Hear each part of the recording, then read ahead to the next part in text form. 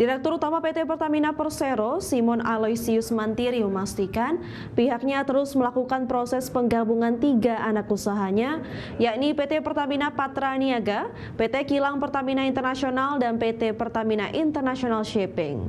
Bahkan Simon menargetkan proses penggabungan ini yang sudah masuk tahap akhir ini dan dapat selesai pada awal tahun 2026.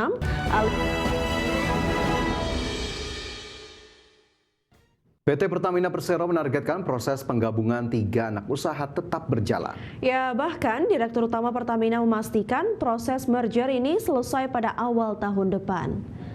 Direktur Utama PT Pertamina Persero, Simon Aloysius Mantiri memastikan pihaknya terus melakukan proses penggabungan 3 anak usahanya, yakni PT Pertamina Patra Niaga, PT Kilang Pertamina Internasional, dan PT Pertamina International Shipping.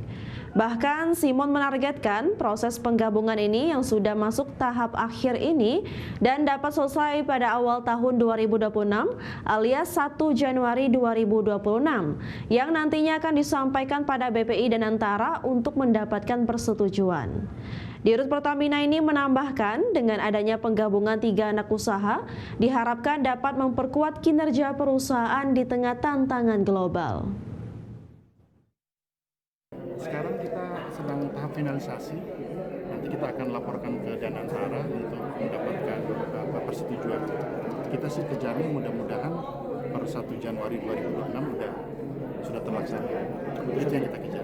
Tentunya supaya lebih banyak manfaatnya, lebih banyak manfaat. Jadi tidak tentunya ada tantangan di luar kondisi global juga.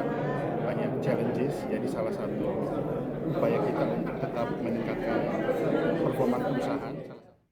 Kita ke informasi pertama pemirsa, pemerintah meyakini kenaikan indeks keyakinan konsumen pada Oktober karena dorong stimulus yang digelontorkan pemerintah. Pemerintah optimistis peningkatan lebih lanjut konsumsi akan terjadi pada kuartal 4 dengan dukungan stimulus fiskal dan pencairan belanja pemerintah yang lebih cepat.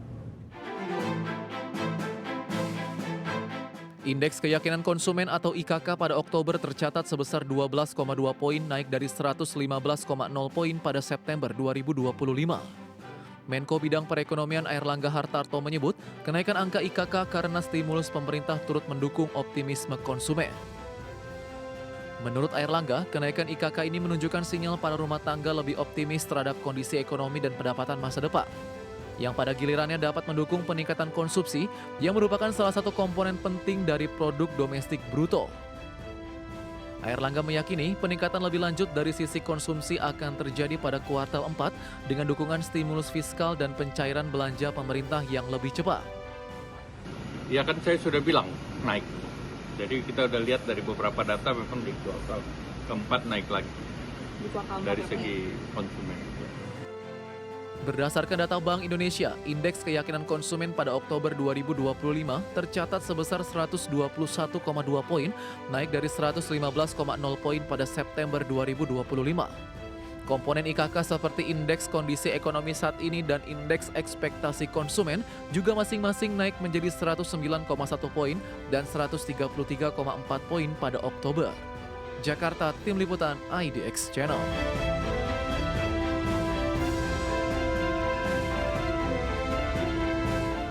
Kementerian Perindustrian menyampaikan bahwa pertumbuhan industri manufaktur nasional di atas angka pertumbuhan ekonomi dalam negeri.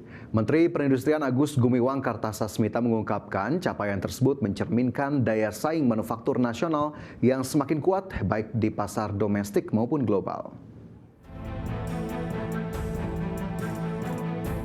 Menteri Perindustrian Agus Gumiwang Kartasasmita terus mengupayakan peningkatan pertumbuhan manufaktur tetap lebih tinggi dari pertumbuhan ekonomi nasional. Di mana sebelumnya pada kuartal 3 2025, industri manufaktur tumbuh sebesar 5,58% secara tahunan atau lebih tinggi dari pertumbuhan ekonomi nasional sebesar 5,04%. Sementara pada kuartal 2, pertumbuhan manufaktur naik 5,6% yang lagi-lagi lebih tinggi dari pertumbuhan ekonomi sebesar 5,12%. Kuartal berturut-turut, alhamdulillah, akhirnya kita kembali growth manufaktur di atas pertumbuhan ekonomi nasional. Di mana sebelumnya, kuartal sebelumnya masih di bawah. Tapi sebetulnya kebiasaannya memang di atas pertumbuhan manufaktur di atas pertumbuhan ekonomi. Nah ini yang akan kita upayakan targetnya bahwa pertumbuhan manufaktur itu akan di atas pertumbuhan ekonomi. Jadi mindset yang harus dikembangkan di kantor Kemenperin ini yaitu bukan terbalik, bukan pertumbuhan ekonomi mengungkit pertumbuhan manufaktur, tapi kita harus balik, pertumbuhan manufaktur yang mengungkit pertumbuhan ekonomi. Menperin mengungkapkan pertumbuhan sektor manufaktur tak lepas dari kontribusi sektor industri semen, keramik dan pengolahan bahan galian non-logam yang telah mencatatkan pertumbuhan pada PDB sebesar 7,34% sepanjang kuartal 3 2025. Dari Jakarta, Devi Firmansyah, IDX Channel. Juru bicara Kementerian Perindustrian Febri Hendri Antoni Arif menegaskan bahwa thrifting barang impor bisa menekan utilisasi industri dalam negeri. Pihaknya juga menyarankan agar pasar domestik menggunakan atau menjual produk lokal sebagai prioritas utama. Juru bicara Kementerian Perindustrian Febri Hendri Antoni Arif menyampaikan komitmen pemerintah dalam menindak praktek impor pakaian bekas ilegal. Tingginya pasar domestik yang dibanjiri produk impor dipandang membuat lesu industri dalam negeri merana.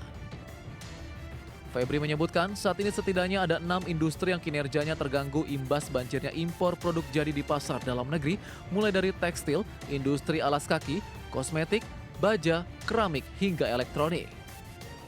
Banyak produk-produk impor lain yang masuk pasar domestik dan itu membuat industri dalam negeri tertekan utilisasinya. Ya. Kenapa? Karena banyak produk industri dalam negeri itu tidak bisa diserap oleh pasar domestik. Karena konsumen di pasar domestik lebih memilih produk impor. Ya. Karena produk impor lebih murah. Febri menambahkan meski pemerintah sudah menerapkan Peraturan Menteri Perdagangan Nomor 16 Tahun 2025 tentang kebijakan dan pengaturan impor, namun aturan tersebut hanya mengatur importasi tekstil dan produk tekstil, namun 5 sektor produk industri lain belum mendapatkan perlindungan serupa seperti industri tekstil.